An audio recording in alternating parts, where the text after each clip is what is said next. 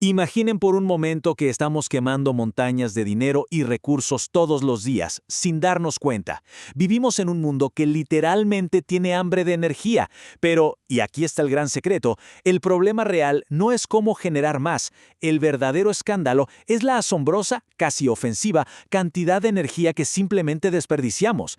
En el análisis de hoy vamos a desglosar paso a paso un documento técnico fascinante que plantea una solución brillante, un sistema de generación en cascada de 5 capas. Es una auténtica revolución tecnológica diseñada para agarrar todo ese calor residual y transformarlo en pura eficiencia. Quédense hasta el final porque los detalles de esta ingeniería son de otro nivel. Para entender realmente el impacto de todo esto, tenemos que empezar con una cita que viene directo de la documentación y que la verdad me voló la cabeza. Dice así: el mayor desperdicio energético del mundo no está en la falta de fuentes de energía, está en la energía que ya tenemos y dejamos escapar hacia la atmósfera cada segundo. Es que piénsenlo un momento, no nos faltan fuentes de energía. El verdadero drama de nuestra civilización es lo increíblemente ineficientes que somos para capturar el calor que ya nos tomamos el trabajo de generar. Y bueno, aquí es donde la matemática nos da una bofetada de realidad. Fíjense en este contraste. Durante más de un siglo, nuestras gigantescas plantas de energía basadas en vapor han estado operando con una eficiencia promedio de apenas un 35%. O sea, el 65% de la energía de ese combustible se pierde, literalmente, en el aire. Es una locura. Pero este nuevo diseño en cascada de 5 capas que vamos a explorar empuja ese límite hasta alcanzar entre un 65% y un 75% de eficiencia total. Estamos hablando de un salto monumental que básicamente reescribe las reglas del juego industrial. Entonces, para que no nos perdamos ningún detalle, esta es nuestra ruta de hoy. Primero, el gran desperdicio energético. Luego, el sistema en cascada de 5 capas. Pasamos al motor de CO2, las capas de recuperación total, la viabilidad de los componentes y cerramos con el plan de implementación. Empecemos por la sección 1, el gran desperdicio energético, o como podríamos llamarlo, la gran falla tecnológica del último siglo. Vamos a poner las cosas en perspectiva, porque la diferencia aquí es abismal. Por un lado tenemos el vapor convencional. Para que el agua llegue a su punto crítico y sirva de algo, hay que llevarla a temperaturas extremas de 374 grados centígrados y unas aplastantes 220 atmósferas de presión. Eso es carísimo de mantener, te da solo un 35% de eficiencia y como el vapor es tan poco denso, necesitas turbinas que literal parecen hangares de aviación. Pero por otro lado entra nuestro protagonista, el dióxido de carbono supercrítico, o SCO2. Este gas alcanza su punto crítico a tan solo 31 grados y 73 atmósferas, súper accesible. Por sí solo ya te da un 45% a 50% de eficiencia. Pero lo más increíble es que se comporta como gas y líquido al mismo tiempo, lo que significa que las turbinas pueden ser entre 5 y 10 veces más pequeñas. Imagínense el ahorro brutal en espacio y materiales. Pasemos directamente a las secciones 2 y 3. El corazón de esta solución, el sistema en cascada y el famoso motor de SO2. Ok, presten atención a cómo funciona esta belleza, porque opera en un ciclo cerrado de 5 pasos que es de una elegancia total. Paso 1, compresión. Como este CO2 es súper denso, comprimirlo requiere poquísima energía comparado con un gas normal. Paso 2, el precalentamiento a través de un recuperador. Esto es clave porque recicla el calor residual del mismo ciclo y te regala así de la nada un 30% extra de eficiencia.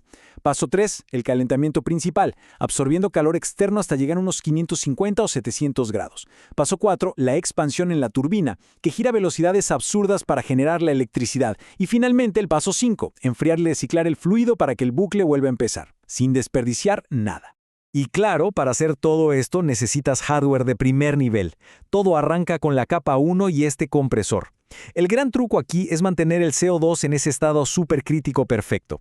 Para eso, usamos un compresor centrífugo de altísima velocidad que logra una relación de compresión de entre 3:1 y 5:1.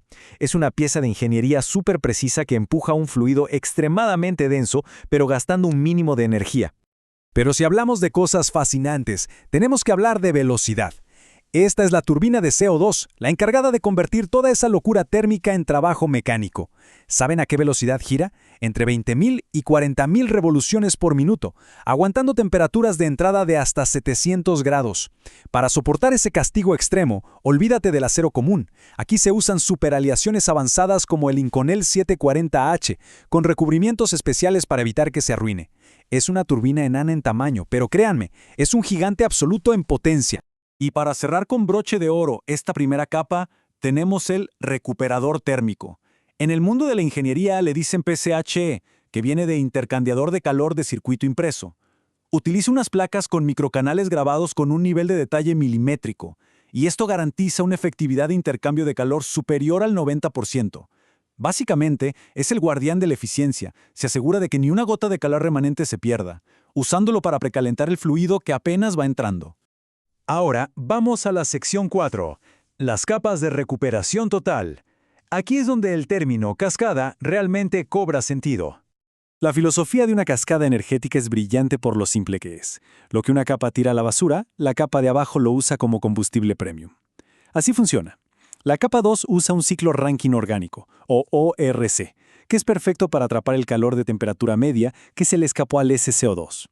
Lo poquito que sobrevive de ahí baja a la capa 3, donde unos módulos termoeléctricos capturan el calor súper bajo de forma pasiva. Luego está la capa 4, que ni siquiera busca calor, sino esa presión mecánica que solemos desperdiciar en las tuberías. Y ya para exprimirlo todo, la capa 5 toma ese último suspiro cálido del sistema y lo manda directo a calentar redes urbanas. Literalmente no se desperdicia nada de nada. Para que se den una idea más clara, miren lo que pasa en la capa 4 de recuperación de presión. En las plantas tradicionales, cuando tienes un gas a alta presión en un tubo y necesitas bajarle la fuerza para que entre una máquina, simplemente abren una válvula y dejan que la presión caiga. ¡Puf! Energía tirada a la basura. Pero si en vez de eso instalas turbinas de expansión, esa simple reducción en líneas de gas, de 20 a 40 bares, te puede generar entre 50 y 500 kilovatios de potencia instantánea. Todo esto sin quemar ni un gramito extra de combustible. Y si volvemos a la capa 2, lo mejor de todo es que esto no es ciencia ficción o algo que va a existir en 20 años.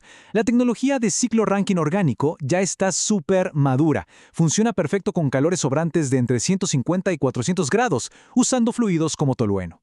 Hoy en día, gigantes de la industria como Turboden u Ormat te venden esas soluciones listas para usar.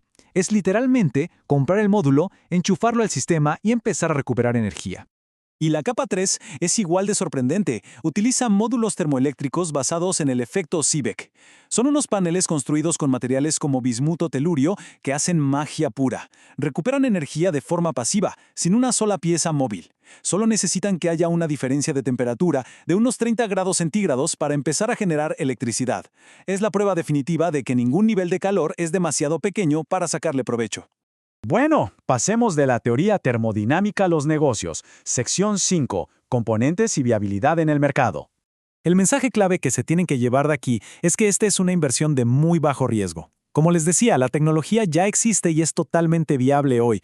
No tienes que salir a buscar gas ni quemar más carbón, simplemente aprovechas el calor que ya tienes. Además, como es un sistema modular, puedes ir instalándolo por etapas para no descapitalizarte.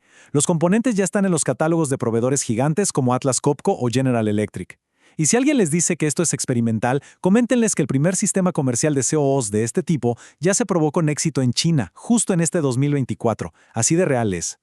Y con todo esto sobre la mesa, llegamos a la sección 6, el plan de implementación. ¿Cómo se instala esto en el mundo real? Todo tiene que empezar con el paso 1, una auditoría energética súper detallada en las instalaciones. Es un proceso meticuloso que toma unas 2 a 4 semanas.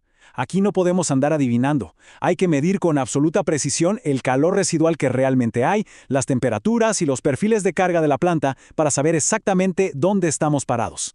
Luego viene el paso 2, que es la planificación pura y dura. Con toda esa información real recolectada, los ingenieros construyen un modelo termoeconómico. Esto es vital para dimensionar el tamaño exacto de cada capa de la cascada. Queremos estar 100% seguros de que lo que cueste el equipo se pague rapidísimo con toda esa energía extra que vamos a exprimir. Saltando a la acción, el paso 5 es la fase 1 del despliegue, y la estrategia aquí es inteligentísima. Empezar con las tecnologías más probadas y de menor riesgo. Instalas primero los módulos ORC, los paneles termoeléctricos y las turbinas de expansión. Esto te empieza a generar ahorros de forma inmediata, demostrando que la inversión funciona, y todo esto sin interrumpir las operaciones normales de la planta. Finalmente, el paso 6 es la integración de la joya de la corona. Aquí es cuando se planifica la incorporación del motor principal de SCO2 de altísima eficiencia. La línea de tiempo que proyecta la documentación sitúa esta adopción masiva entre 2026 y 2028, que es justo cuando se espera que el mercado madure por completo y los costos de fabricar estas superaleaciones empiecen a bajar. Así que hemos llegado al final de este recorrido por lo que considero una verdadera revolución silenciosa. La ingeniería necesaria para atrapar todo ese calor perdido y transformarlo en electricidad de alta eficiencia ya se inventó, se puede comprar hoy mismo y, lo más importante, da dinero. La barrera ya no es un tema de tecnología, es puramente una cuestión de visión. Y eso nos deja con una pregunta que no podemos esquivar. Sabiendo que la solución la tenemos enfrente, ¿está nuestra civilización realmente preparada para dejar de tirar su valiosa energía a la atmósfera? Creo que es momento de que empecemos a mirar cada chimenea no como humo inevitable, sino como una verdadera mina de oro que solo está esperando ser descubierta.